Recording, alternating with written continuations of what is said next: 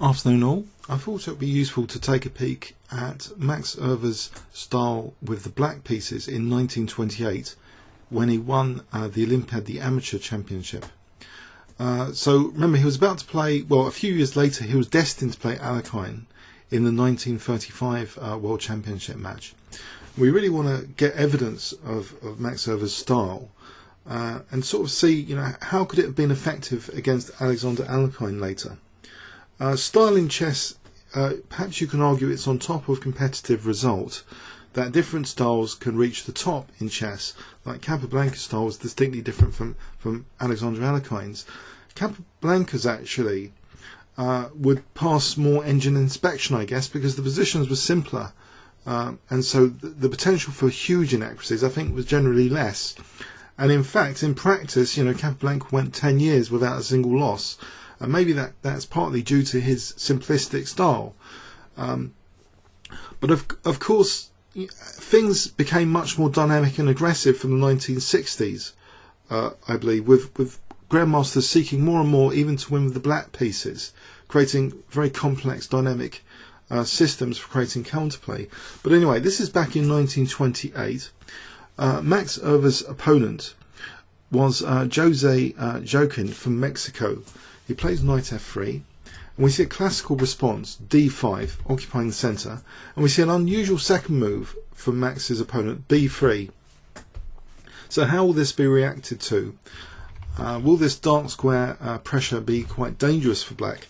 Well, actually, after knight f6, bishop b2, we already seem to have a move which seems, from a structural perspective, might not be ideal to play g6 here, because of bishop takes f6, but actually Max does play g6.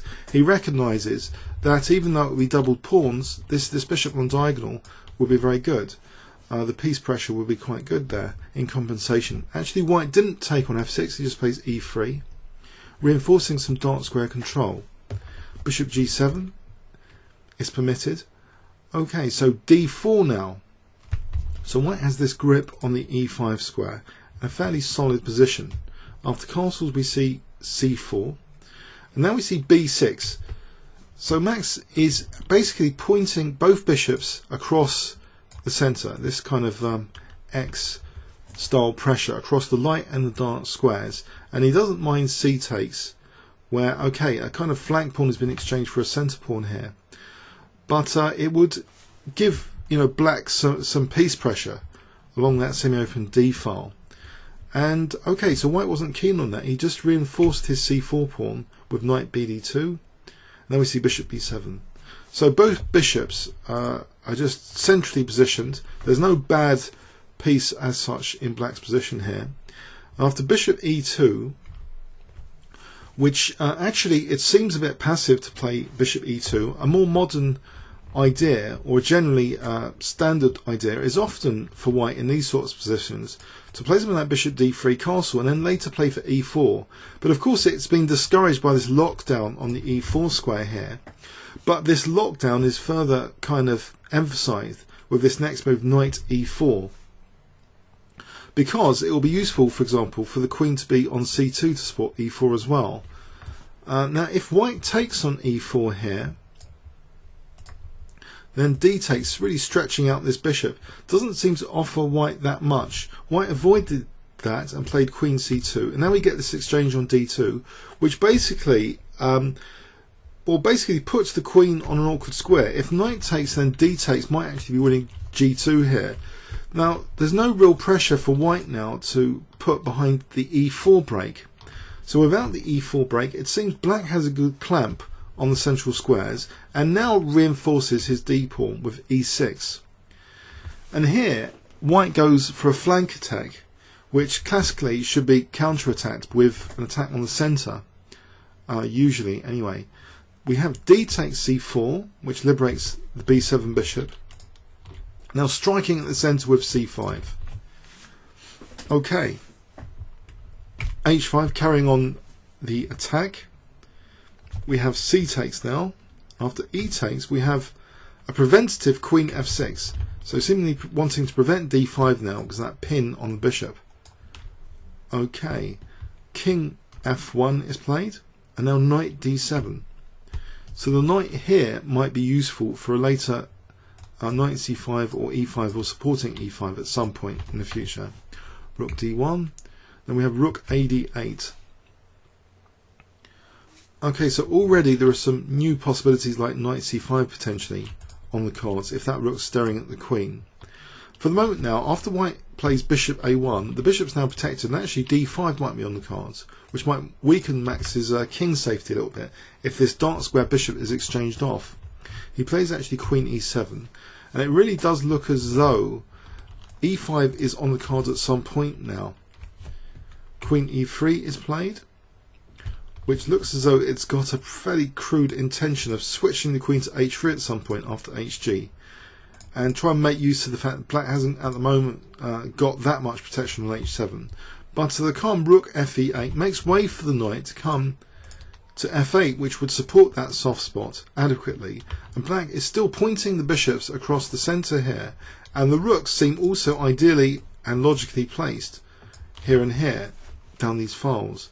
So we see now this kind of hack attack approach, hg, but interestingly in this position f takes g is played, not 8 takes g. So recognising that sometimes it's not always best to capture towards the centre here, fg creates some dynamic potential first of all on the f file. It also means the queen can more easily help without being blocked by a pawn here. If white's rook is really committed on h1, then king safety has become a higher priority for white, at least, to try and get at rather black's king. So black's king safety must be considered very carefully here. Now we see a direct threat knight g5 on h7, which is parried with knight f8. And now we see c5, okay, which looks a bit strange here in this position.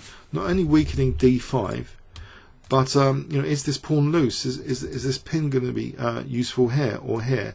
Two potential pins here. But the idea is revealed. It's a tactical idea for playing c5.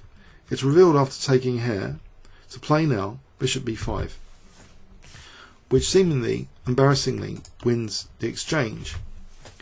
Max is not too concerned. He's playing this as an exchange set now for 1 or 2 pawns. At the moment, after c takes d4, it's 2 pawns for the exchange.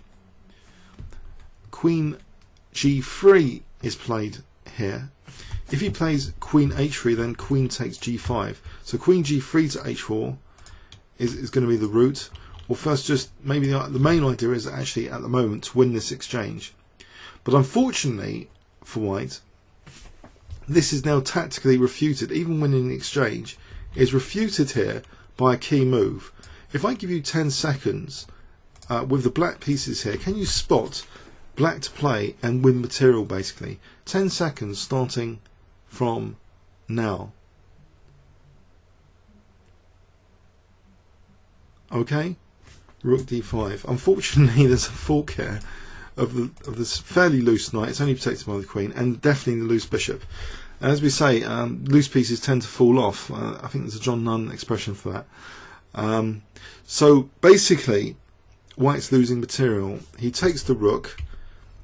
Now rook takes g5 is also hitting now g2. So that bishop scope is really making itself felt for bishop takes g2. So white's game is lost here basically. He plays queen h4, which doesn't even really threaten anything. The knight's guarding h7. We have bishop takes g2 check, king e2, and now bishop takes h1. And now finally, after rook takes h1, because otherwise, if this bishop moves, then there's rook e5 check, winning the queen. So rook takes h1, but now rook e5 check anyway, just to make sure the rook is not going to be munched after queen takes e8, for example. And here, white resigned. He's just a piece down for nothing. So it was a great demonstration that Max is not that scared of h-pawn attacks. Let's have a look at it again. So maybe the h-pawn attack should be reserved for blitz chess against Max, not in long games. He's put his bishops on those 2 lovely central diagonals. He puts his rooks nicely on d8 and e8. There's an aesthetic, logical impression of black's pieces being all quite happy here as a team attacking the centre. And the kind of justified move f takes g. Okay, even though he's fractured his pawns a bit, but e5 is also potentially on the cards all the time. So here it's not too difficult to defend the king with knight f8. And white goes a bit crazy here with c5. Was there anything better? A quick engine check here, just to see the state from an engine perspective. Actually, engine does like white's position here, funny enough, a little bit.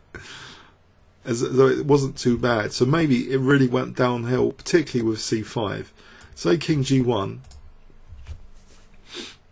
It's not so bad, apparently. On this brief depth 16 disclaimer.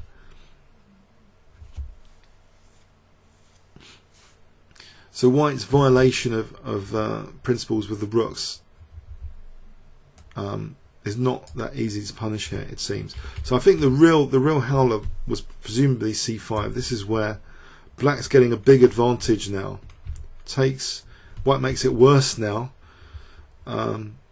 He's made his position worse already, but this makes it even worse. Bishop b5, and another move makes it even worse than it needed to be. -5, -6. When okay, it's pretty dire now anyway. But queen c1 apparently was the lesser evil move here to at least win the exchange. With bishop takes e8, but even in this position, the problem is also this bishop g2. Okay, check. Okay, so we'll just briefly round this off. Okay, so white really made the position a lot worse than it needed to be by playing now queen g3. He's really just cracked his position tactically. Okay, so bishop takes, rook takes, check, and then this final rook e5 check. So very calm, logical play from black in 1928, Max Euwe. Comments or questions on YouTube? Thanks very much.